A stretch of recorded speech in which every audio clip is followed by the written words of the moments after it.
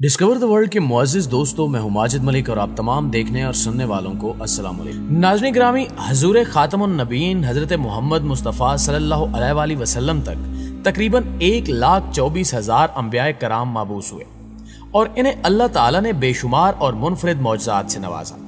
मगर हज़रत ईसा अलैहिस्सलाम की ज़ात मुक़द्दसा इस लिहाज से यगाना है कि आपकी विलादत बासादत का वाक़या मौजज़ाना तौर पर हुआ। आपका जिंदा आसमान पर जाना भी खारिक आदत और हैरत अंगेज मौजे की हैसियत में वकूफ़ पज़ीर हुआ और क़यामत के करीब आपका नज़ूल भी एक ज़बरदस्त मौजज़ाना हैसियत का हामिल होगा। जब आप आसमान से नाजिल होकर दज्जाल को कत्ल करेंगे और फिर से इस्लाम का बोलबाला हो जाएगा। दोस्तों, हज़रत ईसा अलैहिस्सलाम के ज़हूर की बहुत सी निशानियां अहादीस में भी मौजूद हैं जो आहिस्ता आहिस्ता पूरी होती जा रही हैं और हज़रत ईसा अलैहिस्सलाम के ज़हूर का वक्त करीब आता जा रहा है। जबकि हाल ही में इसराइल में आसमान पर आपके ज़हूर की एक ऐसी निशानी नमूदार हुई जिसको देखकर लोगों को लगा कि यह हज़रत ईसा अलैहिस्सलाम की ही शबीह है। कुछ दिन कबल इसराइल में जिंदगी रोजमर्रा के मामूल के मुताबिक चल रही थी कि अचानक लोगों में अजीब परेशानी और खौफ ने सर उठाना शुरू कर दिया और यह खौफ आसमान पर मौजूद बादलों के एक झुरमट की वजह से था, क्योंकि उस झुरमट से एक ऐसी शबीह बन रही थी कि जैसे यह हज़रत ईसा अलैहिस्सलाम है। इस मंजर को देखने के बाद कुछ लोगों का ख्याल था कि ये आम बादल ही थे जिसे लोग अजीबो गरीब रंग देने की कोशिश कर रहे हैं, जबकि दूसरी जानिब कुछ लोग इसे हकीकत करार दे रहे हैं। और जब इस सूरत हाल से मुतल्लिक यहूदी रबियों से पूछा गया तो वो भी इस चीज को हकीकत करार देते हुए इसे हजरत ईसा अलैहिस्सलाम के ज़हूर की बड़ी निशानी करार दे रहे हैं और इसे इस बात से ताबीर कर रहे हैं कि दुनिया अपने इख्तिताम के करीब है। और ये निशानी इस बात का अंदिया है कि जल्द अज जल्द हजरत ईसा अलैहिस्सलाम का ज़हूर होने वाला है। और ये शबीह साबित करती है कि हजरत ईसा अलैहिस्सलाम कह रहे हों कि अपने आमाल और हकीकत की तरफ लौट आओ ताकि तुम फलाह पा सको। लोगों ने इस मंजर को अपने मोबाइल में रिकॉर्ड करके सोशल मीडिया पर वायरल कर दिया, जिसके बाद यह वाकया टॉप ट्रेंड की शक्ल इख्तियार कर गया।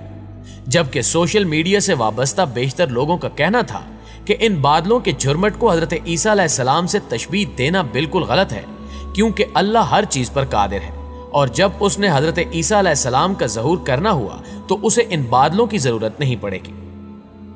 प्यारे साथियों, अगर हम अहादीस की रोशनी में हजरत ईसा अलैहिस्सलाम के ज़हूर और उनकी आमद की निशानियों की बात करें तो बेशतर अहादीस में मिलता है कि हजरत ईसा अलैहिस्सलाम कुर्बे क़यामत आसमान से वापस जमीन पर तशरीफ लाएंगे, जबकि नज़ूल के वक्त आपके जिस्म पर जर्द रंग की 2 चादरें होंगी, जिनमें से एक को तहबंद बनाकर बांधा हुआ होगा और दूसरी चादर को अपने ऊपर ओढ़ रखा होगा।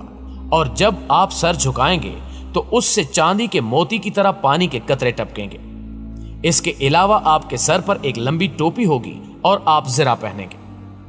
हजरत ईसा अलैहिस्सलाम नज़ूल के वक्त अपने दोनों हाथ फरिश्तों के कंधों पर रखे हुए उतरेंगे और आपके हाथ में एक हरबा होगा जिससे आप दज्जाल को कत्ल करेंगे। ये वो वक्त होगा जब किसी काफिर पर आपके सांस की हवा पहुंचेगी तो वो मर जाएगा और आपके सांस की हवा इतनी दूर तक पहुंचेगी जहां तक आपकी नजर जाएगी। आपका नज़ूल मुल्क दमिश्क की मरकजी जामे मस्जिद के शर्की सफेद मीनारे के करीब सुबह के वक्त होगा। हजरत ईसा अलैहिस्सलाम के नज़ूल से चंद मिनट पहले लोग नमाज फजर के लिए अपनी सफ़ें दुरुस्त कर रहे होंगे, जबकि उस वक्त उसी जमात के इमाम हजरत इमाम मादी होंगे। लेकिन हजरत इमाम मादी हजरत ईसा अलैहिस्सलाम को इमामत के लिए बुलाएंगे, मगर आप इनकार कर देंगे। हजरत इमाम मादी पीछे हटने लगेंगे तो हजरत ईसा अलैहिस्सलाम उनकी पुश्त पर हाथ रखकर उन्हें इमाम बनाएंगे और फिर इस तरह हजरत इमाम मादी नमाज पढ़ाएंगे। हजरत ईसा अलैहिस्सलाम 45 साल तक दुनिया में क़याम फरमाएंगे, जहां आप निकाह भी करेंगे और आपका निकाह हजरत शुएब अलैहिस्सलाम की कौम में होगा। एक रिवायत है कि रसूलुल्लाह सल्लल्लाहु अलैहि वसल्लम ने कबीले जज़ाम के वफद से फरमाया कि तुम्हारा आना मुबारक हो और क़यामत उस वक्त तक न आएगी जब तक मसीह अलैहिस्सलाम तुम्हारी कौम में निकाह न करें और इनके औलाद पैदा ना हो।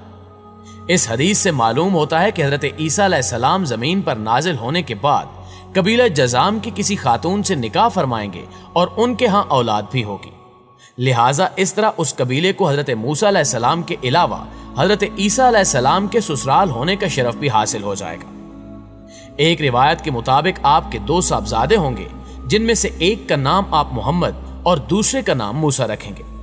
नज़ूल के बाद हजरत ईसा अलैहिस्सलाम सलीब तोड़ देंगे, यानी सलीब परस्ती को जड़ से उखाड़ फेंकेंगे और खिंजीर को कत्ल कर देंगे, यानी नसरानियत को मिटाएंगे। फिर आप नमाज से फारिग होकर मस्जिद का दरवाजा खुलवाएंगे तो सामने दजाल नजर आएगा।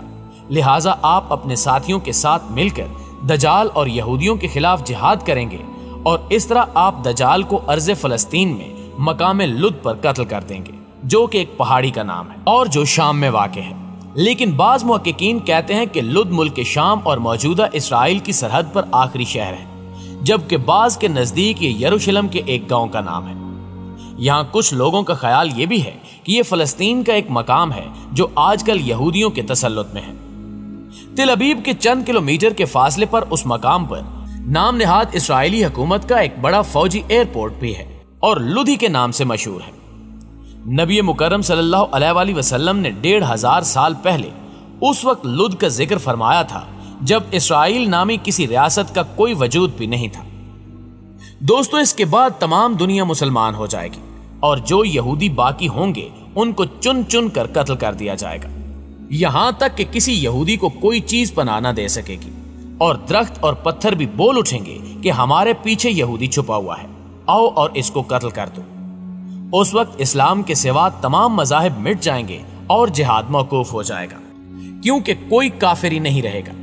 इसलिए जजिया और खिराज का हुक्म भी बाकी ना रहेगा, जबकि मालो ज़र लोगों में इतना आम हो जाएगा कि कोई सदका या ज़कात की शक्ल में कबूल ना करेगा। जैसा कि हम पहले बयान कर चुके हैं कि हजरत मादी नमाज की इमामत करेंगे, लेकिन बाद में तमाम नमाजों और दीगर मामलात की इमामत हजरत ईसा अलैहिस्सलाम खुद करेंगे और इसके बाद हजरत ईसा अलैहिस्सलाम मकाम फज्र रुहा में तशरीफ ले जाएंगे और हज या उम्रा दोनों करेंगे। फिर आप रसूल अकरम सल्लल्लाहु अलैहि वसल्लम के रोज़े अक़दस पर हाजिरी भी देंगे, जबकि आप सल्लल्लाहु अलैहि वसल्लम हजरत ईसा अलैहिस्सलाम को सलाम का जवाब भी देंगे। हजरत ईसा अलैहिस्सलाम कुरान और सुन्नत पर खुद भी अमल करेंगे और लोगों को भी चलाएंगे।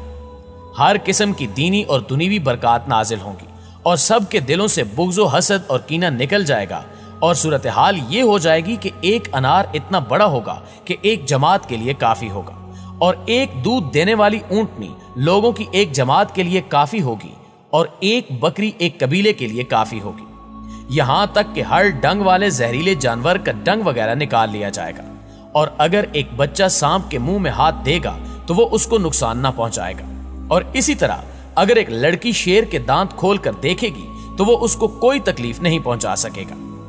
भेड़िया बकरियों के साथ ऐसे रहेगा जैसे कुत्ता रेवड़ की हिफाजत के लिए रहता है। इस तरह सारी जमीन अमनो अमान से इस तरह भर जाएगी जैसे बर्तन पानी से भर जाता है और सदकात का वसूल करना छोड़ दिया जाएगा। फिर जमीन अपनी असली हालत पर समरात व बरकत से भर जाएगी और हजरत ईसा अलैहिस्सलाम लोगों से फरमाएंगे कि मेरे बाद एक शख्स को खलीफा बनाएं जिसका नाम मकद है। इसके बाद हजरत ईसा अलैहिस्सलाम की वफात हो जाएगी और नबी अकरम सल्लल्लाहु अलैहि वसल्लम के रोज़े अथर में चौथी कब्र आपकी होगी। लोग हजरत ईसा अलैहिस्सलाम के इरशाद के मुताबिक मकद को खलीफा बनाएंगे, लेकिन फिर मकद का भी इंतकाल हो जाएगा। इसके बाद लोगों के सीनों से कुरान उठा लिया जाएगा और फिर कयामत की बिल्कुल करीबी अलामात जाहिर हो जाएंगी।